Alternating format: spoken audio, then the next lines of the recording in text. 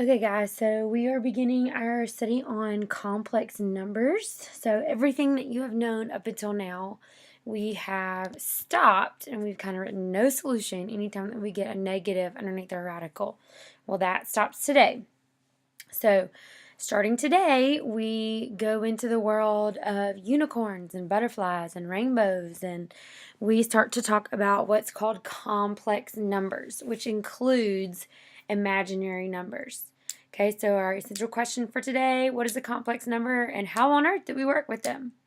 So, here we have the square root of a negative number. So any other time we would have been like, stop, can't do it. But today we introduce what's called imaginary numbers. So the square root of -1 gives us I. Okay?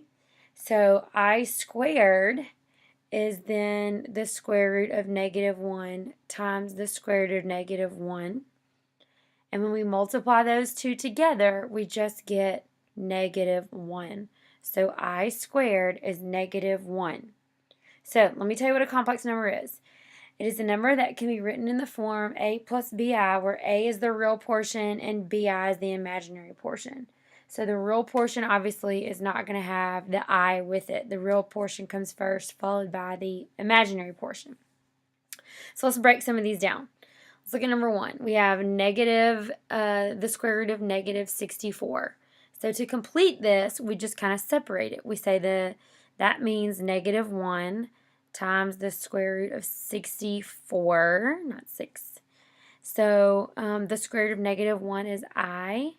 The square root of 64 is 8. So that gives us I times 8, which is 8I. And number 2, the square root of -121 is the square root of -1 times the square root of 11. Okay, so the square root of -1 is I. Oops, sorry. The square root of, gave it away, 121. And the square root of 121 is 11, so that gives us 11I. All right, similarly, when we have a number that has to be broken down, we take the square root of -175. First, we take the negative out. Then we just break down 175 like we usually would. So square root of 25 times the square root of 7. So the square root of -1 is I. The square root of 25 is 5. Then on the root 7, so that gives us 5I root 7. Okay? Next is the square root of -90. So I'm going to break that down. -1 and 9 and 10. Okay, so simplifying the square root of -1 and the square root of 9, that gives us 3I on the square root of 10. Okay? All right, so now adding and subtracting complex numbers, this is super easy if you think back to polynomials. The key here is to simplify our like terms. So we're going to treat that I as if it were just a like term. We have a plus sign, so we're going to add here. So we're going to collect our like terms. So our real portion is 5 and 1, which gives us 6. Our imaginary portion is 6I minus 2I. So that's going to be positive 4I. So 6 plus 4I. Okay, when we have a negative, then that means that negative, just like on polynomials, would need to be distributed through. So I have 6 minus 2I minus 3 minus 4I. Okay, collect our real portion. 6 minus 3 gives me 3. Negative 2I minus 4I is minus 6I. So 3 minus 6I. Okay, let's do one more like that. Number 3, we're subtracting, so distribute that negative. Negative 3 minus I minus 2 plus 3I. Negative 3 and negative 2 gives us negative 5. Negative I plus 3I gives us plus 2I. Okay? All right, now let's get into some multiplying. Okay, so we look at number 1. First, we're going to just treat those like variables. So we're going to multiply our coefficients. -2 and -4 gives us +8. I and I gives us I squared. Just as if it said x, that'd be x squared. But we know that I squared can be simplified to be -1. Okay, so 8I squared means the same as 8 times -1, which is -8. Okay, let's try that again. Number 2. Let's multiply their coefficient. 6 times -13 gives us -18I squared. So that's -18 times -1, which is a substitute for I squared. So we get +18. All right, looking at number 3. I'm going to write us a reminder up here to simplify first. Okay, you might want to star this because you're going to need to remember to do this, because if we don't simplify first, then we won't get the correct answer. Okay, so by simplify, I mean when I look at that radical on number 3, let's look at this 2 root -8 first. I see that I can break down -8. So you need to train your brain to see, hey, I can break down 8 here. Okay, so that's going to be 2 times the square root of -1. And then I can break down 8 to be √4 times √2.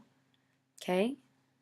Then I can simplify that middle portion. So that's going to be 2 times the square root of -1 is I. The square root of 4 is 2 on the square root of 2. So when I multiply that together, that gives me 4I on the square root of 2. Okay, so now let's go over to the right-hand side, and let's break down this whole section. So I have -2, bring that -1 out first, times √9 times √2. Okay, so let's do something with this middle part. So -2 times I times 3 √2. And now I'm going to simplify this. -2 times 3 gives us -6I √2. Now I'm ready to kind of keep simplifying these and multiply. So 4I times -6I is going to give us -24I squared, because that's 4I times -6I. They both have I, so I squared. Now, √2 times √2, as you know, just gives us 2. Okay? So now I also know that I squared is -1. So -24 times -1 times 2. And when I multiply all those together, I get 48. Okay, so step by step. But you've got to remember that if you have a radical that can be broken down, you need to do that. Okay, you need to do that first. All right, let's look at number 4. We're going to take 15I and distribute it through. Okay, so 15I times 12 is going to give us 180I. 15I times -4I gives us -60I squared. Okay, so I'm going to rewrite that because I know that I squared is the same as -1. Okay, so that gives me 180I plus 60. Okay, so that's pretty simple. 5 and 6 are identical to number 4, so we're going to move on. We're going to kick it up a notch. All right, so next I have I want to show you something when it comes to using these i's. Okay, so the square root of -1, as we know, is I. I squared, as we talked about before, is -1. I cubed is the same as I squared times I. So that means that would be -1 times I, which is negative I. So I cubed is equivalent to negative I. Okay? I to the fourth is I squared times I squared. Well, we know what I squared is. That's negative 1 times negative 1. So that's just going to give us positive 1. So I to the fourth is positive 1. Now, I to the fifth, we would repeat back and get I. So I to the fifth is the same thing as I. I to the sixth is the same thing as I squared. I to the seventh is the same thing as I to the third. I to the eighth is the same thing as I to the fourth. And then it would keep going in a cyclical manner, okay? So because it repeats itself every 4 times, excuse me, then instead of keeping going like that until I get to I to the 24th, instead I can just take my number 24 and divide it by 4 because it repeats itself every 4 times, okay? So how many times is 4 going to 24? 6 times. That gives me 24, subtract, and I get a 0 as my remainder. So that means I to the 24th is the same as I to the 0 power. And what is anything to the 0 power? It is 1. So I to the 24th is 1. Okay, let's try that again. I to the 63rd. So if I have 63, I'm going to divide that by 4. Okay, we got to figure out how many times can 4 go into 63. Okay, it's more than 10 because 10 times 4 would be 40. So how many times can 4 go into 63? It's 15 times. So 15 times 4 gives me 60. When I subtract that, I get 3 as my remainder. So that means I to the third is the same as I to the 63rd. Now let's look. What is I to the third? I to the third is negative I. So I got to simplify that to be negative I. Okay, one more. Number 9, 125. So if I take 125 and divide it by 4, how many times can 4 go into 125? Well, it's 31 times. 31 times 4 gives me 124. So when I subtract those, I have 1 as a remainder. That means I to the 125th is the same thing as I to the first. So I is my answer. So whatever your remainder is, okay, that's your new exponent. Whatever your remainder is your new exponent, okay? All right, let's get into some foiling with complex numbers, very similar to just multiplying. So I'm going to take 9 and distribute it to 15. 9 times 15 gives me 135. 9 times 5i gives me 45i. 7i times 15 gives me 105i. Okay, 7i times 5i gives me 35i squared. So now I need to simplify these middle two terms here. Okay, so that's going to give me 135 plus 150i. And I know that I squared is negative 1. So that's going to give me minus 35. Okay? So now I take 135 minus 35 and I get 100 plus 150i. And 100 plus 150i is my answer. So anytime that we come across I squared, we change it to negative 1 and simplify. All right, let's move on to division with complex numbers. I want you to think back when we were dealing with radicals, okay? So if I had a radical that, say, was 5 over the square root of 2, I could not leave that radical in the denominator.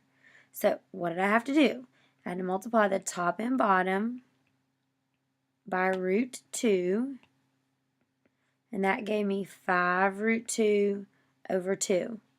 Okay, similarly, check out number 1. You cannot leave any i's in the denominator.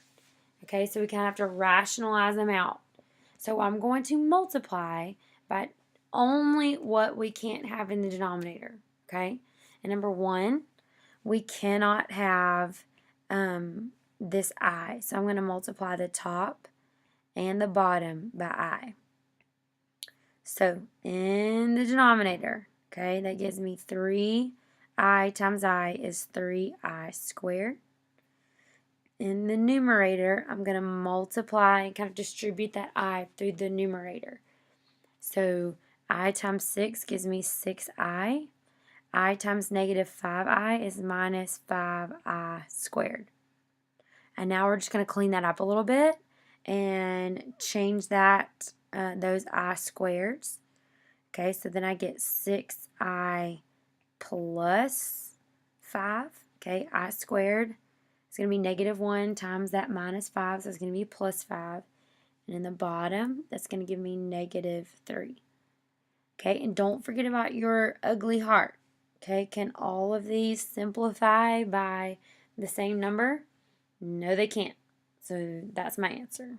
6I plus 5 over negative 3. Okay, let's look at number 2. The difference between number 1 and number 2 in those denominators, okay, is that in number 2 we have like a binomial here. So we have a subtraction or addition sign. And remember, the same way that we use radicals, we're going to multiply by their conjugate, okay? So the conjugate of number 2 is 3 minus I to the top and bottom, okay? So now I'm going to distribute that 5 through the numerator. 15 minus 5I. Then we're going to distribute that, FOIL it out on the bottom. So 3 times 3 gives me 9. 3 times negative I gives me minus 3I. I times 3 plus 3I, exactly what we want. We want those to cancel out. And I times negative I gives me minus I squared. So those middle two are going to cancel out. I'm left within my numerator 15 minus 5I over 9 minus I squared. So minus times I squared, which is negative 1, so plus 1. That gives me 15 minus 5I over 10. Use your ugly heart. Can I simplify all those? Yes, all those can simplify by 5. So my final answer is going to be 3 minus I over 2. Ta-da! Alright, let's skip down and go to number, let's see, 5. It's a little bit more complicated. Alright, what am I going to multiply by here? The conjugate of 6 plus I. Okay, so in my numerator, I'm going to have to distribute 6 and then distribute I. So that's going to give me 36 plus 6I plus 6I plus I squared. Okay, in the denominator, we have 6 minus I and 6 plus I. So when we have one of them minus and one of them plus, then those middle two will cancel out like we want them to. So it's going to be the same thing that I get in my numerator, except I'm going to have minus 6I. And then negative I times positive I gives me negative I squared. So again, we cancel out there on the bottom, which is what we like to see. In my numerator, I have 36 plus 6I, and 6I give me 12I minus 1 for I squared over 36 minus I squared, so that's going to be plus 1. So in my numerator, I have 35 plus 12I over 37. Okay, last but not least, let's take a look at number 6. So sorry about this I being down here. It is supposed to be right there next to the root 2. So in my denominator in this example, I have two things that I can't have in a denominator. And that is both the I and the root 2. So in this example, I am going to be multiplying the top and bottom by the entire denominator because both things cannot be in there. So let's look at that denominator first, okay? So I have I times I, which is I squared, root 2 times root 2, which is just 2, okay? Now I'm distributing I root 2 times 4. So that gives me 4I root 2. And then I root 2 times negative I root 2. So it's going to give me minus I times I, which is I squared, root 2 times root 2, which is just times 2. Okay, next let's clean that up a bit. So I get 4I root 2, okay, minus I squared, so that's going to be plus, because that'd be minus times negative 1, which is plus 2, over I squared, which just gives me negative 1, times 2 gives me negative 2. Okay, time for the ugly heart. Can all of these simplify? Yes, in fact, all of them are actually divisible by the negative 2 that's in the denominator. Okay, so that's going to give me negative 2I root 2 minus 1. Because I was able to divide both the 4I and the 2 by negative 2. All right, here we go. Rounding this out. Number 2, let's skip over to 2. We kind of touched on this last week when it came to, we got to talking about taking the square root of x, making it plus or minus. So let's practice that. Let's look at number 2. Let's solve here. Trying to get the x squared by itself. So I'm going to subtract 5 first, and I get 5x squared equals negative 5. Okay, now divide by 5, divide by 5. X squared equals negative 1. So now I'm going to take the square root of both sides. So on the left side I get x equals plus or minus. What is the square root of negative 1? The square root of negative 1 is I. So my answer is x equals plus or minus I. Okay, let's look at number 3. What am I going to do first? The minus 80, so add 80. So I get negative 2x squared equals 80. Divide by negative 2, divide by negative 2. X squared equals negative 40. All right, now I have to take the square root of both these sides, and I can break down negative 40, right? So I get x equals plus or minus. First I have the square root of negative 1 times the square root of 4 times the square root of 10. Okay, so x equals plus or minus. Simplify these two. The square root of 4 is 2, so 2I root 10. And there we have it. All right, guys, let's get started on our day 5 homework. I hope you have a great day, and I look forward to seeing you tomorrow.